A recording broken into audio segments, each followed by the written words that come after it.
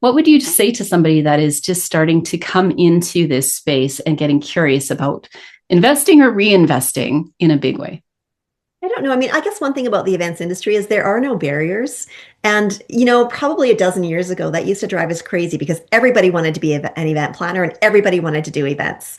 And I feel now that it has shifted. And you're right, it is harder to get people into events because I think people value their time more, and event planners do work really hard. Like, it is work hard, play hard, and it is sometimes like a 24/7, like, especially leading up to an event. I mean, there's not a lot of downtime right before an event. You have to put the time in, you have to make the event happen.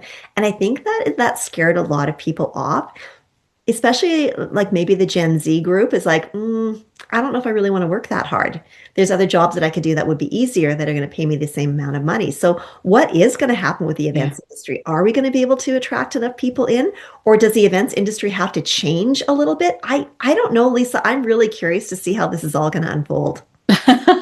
And I'll be doing a lot of sort of behind the scenes kind of questions and interviews of my friends or calling them up, call a friend, just to ask that question, because I think it's curious to me. Like, you and I, again, have been at this a long time, and we have a certain way of, I guess, the perception of how we worked, even how we were raised, how I was raised. Like, you just go full on and make hay, as they used to say. You do the work when you need to do the work. And but you're right, things have changed, people have changed. I believe our society has changed. And if we look at it with an